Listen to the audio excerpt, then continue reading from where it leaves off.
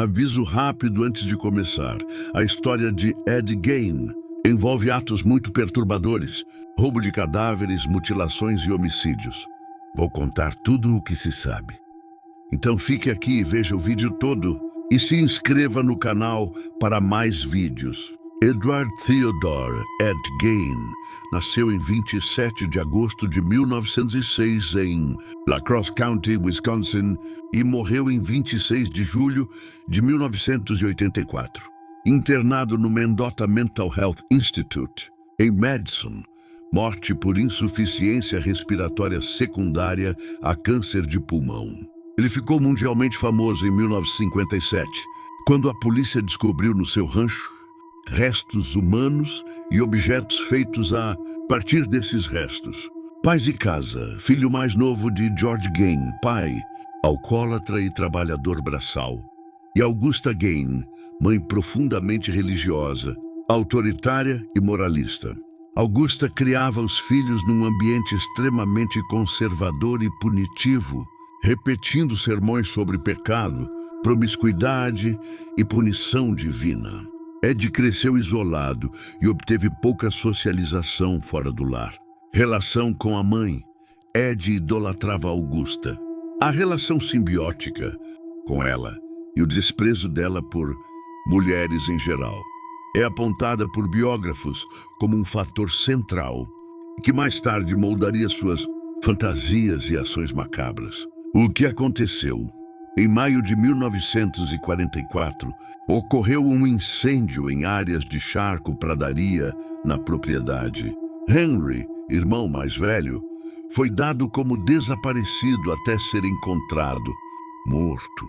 O corpo foi achado deitado de bruços e, segundo relatos oficiais, sem queimaduras que explicassem a morte.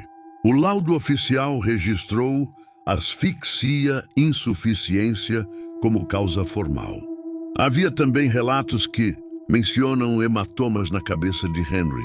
A investigação não concluiu o crime formalmente e não houve autópsia completa na época. A causa ficou oficialmente atribuída a acidente, asfixia. Muitos pesquisadores e biógrafos levantam suspeitas, até hoje, sobre a participação de Ed, ou por que Henry e Ed discutiam a influência da mãe. Mas não há condenação por esse caso. Por efeito prático, com Henry morto, Ed e sua mãe ficaram sós na fazenda. A dependência emocional de Ed por Augusta aumentou drasticamente. A morte da mãe e o início da deterioração. Augusta Gein sofreu um derrame e morreu em 29 de dezembro de 1945. A perda da mãe foi descrita por pesquisadores como um ponto de ruptura. Ed passou a cuidar compulsivamente da casa da mãe e, aos poucos, entrou em isolamento mais profundo, desenvolvendo fascínios mórbidos por cadáveres, anatomia e ritos que pudessem trazer de volta sua mãe de alguma forma simbólica.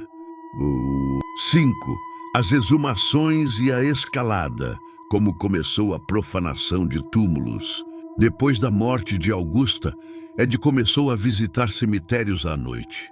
Testemunhos e a própria confissão indicam que ele exumava corpos femininos de sepulturas recentes, escolhendo mulheres que, em sua visão, lembravam a mãe, e trazia partes para a fazenda. A prática começou como exumações noturnas, ou body snatching, e evoluiu para fabricar objetos com pele e ossos humanos. A polícia, ao investigar mais tarde, confirmou que vários caixões no cemitério local estavam vazios ou violados. Observação. Gein alegou em algumas declarações que cumpria ações em estados dissociativos ou em transe e que muitas vezes não se lembrava claramente de tudo. Detalhe mencionado em relatórios e biografias. 6. As primeiras vítimas conhecidas, desaparecimentos. Mary Hogan, 1954. Proprietária de um bar, Tavern. Mary desapareceu em 8 de dezembro de 1954. Anos depois, investigações ligaram seu desaparecimento a Gein, parte dos restos relacionados A Mary, por exemplo, o crânio-rostos foram encontrados na fazenda durante a busca de Agent Francis Gain afirmou em entrevistas ter atirado em Mary, embora em momentos ele tenha dado versões cambiantes. A comunidade local havia notado o desaparecimento, mas sem provas, o caso ficou sem solução até 1957. Importante, Mercy Hogan foi listada por Gain como uma mulher que ele matara. O crânio ou partes associados a ela foram encontrados na casa. Fontes variam nos pormenores dos restos identificados. A presença de restos humanos de Hogan no local é amplamente documentada. O assassinato que levou à descoberta. Bernice Worden, 1957. Passo a passo. Contexto e última vez vista. Bernice. Worden era dona de uma loja de ferragens em Plainfield. Em 16 de novembro de 1957, ela foi dada como desaparecida. Um detalhe-chave. No livro caixa da loja havia uma venda, recibo para antifreeze, etiquetado com o nome ou por informação que ligava a Gain.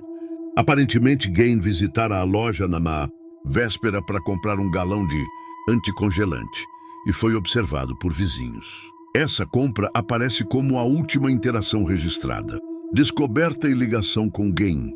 O filho de Bernice, ao encontrar a loja com a gaveta aberta e manchas de sangue, chamou as autoridades. A investigação levou os policiais ao Ford de Gain e depois ao rancho. Gain foi detido para interrogatório. Quando os agentes revistaram a propriedade, eles encontraram o corpo de Bernice no galpão da fazenda. Como o corpo foi encontrado? Descrição factual, não gráfica. O corpo de Bernice foi localizado pendurado no galpão, atado e posicionado de forma que os investigadores descreveram como dressed out like a deer. Relatos forenses indicaram que ela havia sido alvejada com uma arma 22 e que mutilações foram praticadas após a morte. Essas observações foram cruciais para o caso e ligaram definitivamente Gain ao homicídio. 8. A busca na casa de Gain, o que a polícia encontrou. Quando a polícia vasculhou a propriedade de Ed Gain, encontrou um cenário que chocou até os investigadores mais experientes. Entre os itens inventariados pelas autoridades estavam crânios e ossos humanos, máscaras feitas de pele humana, presumivelmente de mulheres, móveis com aparência revestida por pele humana, como cadeiras, tiguelas e recipientes feitos de ossos e crânios, restos humanos embalados. Alguns relatos mencionam cabeças, órgãos encontrados em sacos, caixas. Essas descobertas confirmaram que Gain havia desenterrado várias sepulturas e também manipulado restos humanos dentro de sua casa e dependências. Vários objetos foram catalogados pelo Laboratório Forense do Estado durante as investigações. Nota, vou poupar a lista de detalhes mais explícitos sobre partes íntimas ou itens sexualizados. As fontes contêm menções que são muito gráficas. Em respeito ao pedido e às regras, preferi resumir o tipo de objetos encontrados de forma factual e sombria. 9. Interrogatório, confissão parcial e conduta policial. Durante os interrogatórios iniciais, Gain deu várias confissões fragmentadas. Admitiu ter exumado corpos e admitiu, em momentos, o assassinato de Mary Hogan e Bernice Worden. Em outras ocasiões, disse não lembrar detalhes. Algumas versões dizem que ele descrevia seus atos como tentativas de reconstruir ou se transformar em sua mãe, em vez de ter intenção de torturar por prazer, como alguns criminosos fazem. Há registro também de conduta agressiva por parte da polícia durante as primeiras horas de detenção. Relatos citam um incidente em que o xerife teria usado força física contra Gain, o que resultou na invalidação de parte da confissão inicial por questões processuais. Esse episódio aparece em matérias e relatos do julgamento, porque afetou a admissibilidade de declarações. O processo, sanidade e internação, o desenlace legal, capacidades mentais para o julgamento. Inicialmente, Ed foi considerado incapaz de enfrentar julgamento por problemas psiquiátricos, e foi internado. Em 1968, foi considerado mentalmente competente para ser julgado pelo assassinato de Bernice Worden. Contudo, o veredito final o declarou culpado do crime, mas insano, ou seja, não responsável criminalmente por motivo de doença mental.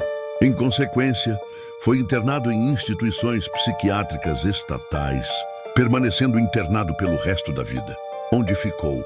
Passou anos em hospitais psiquiátricos, incluindo transferências, parte do tempo no Central State Hospital, Walpun, e depois no Mendota Mental Health Institute, em Madison, onde morreu em 1984.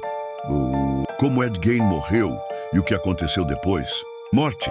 Ed Gein morreu em 26 de julho de 1984 no Mendota Mental Health Institute. Causa: insuficiência respiratória secundária a câncer de pulmão. Avaliação psicológica e motivações. Resumido: diagnóstico e motivações. Psiquiatras que avaliaram Gein ao longo do processo descreveram episódios de esquizofrenia, isolamento social extremo, fixação materna e fantasias relacionadas à identidade e morte. Não um típico perfil de assassino sádico por prazer, mas alguém com uma psicopatologia complexa que o levou à violação de túmulos e homicídios. Pesquisadores e autores, como Harold Schechter, discutem a interação entre infância abusiva, dependência emocional da mãe e a solidão rural como gatilhos.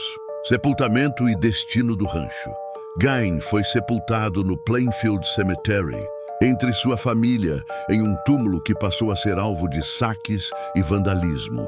A lápide chegou a ser removida, roubada anos depois e finalmente recuperada. A casa rancho virou objeto de curiosidade macabra e depois foi incendiada ou demolida por terceiros. Houveram relatos de incêndio criminoso. A comunidade local tentou apagar lembranças físicas do lugar. Número real de vítimas. Oficialmente, foram confirmados 2 homicídios, Hogan e Worden, mas há indícios, declarações e restos não identificados que fizeram a polícia e pesquisadores suspeitarem de mais vítimas e múltiplas exumações.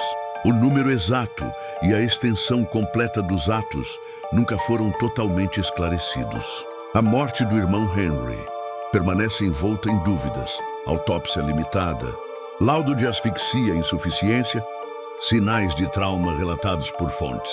Pesquisadores apontam possibilidade de participação de Ed, porém, oficialmente, não houve conclusão criminal. Se inscreva no canal, se chegou até aqui, e deixe seu like.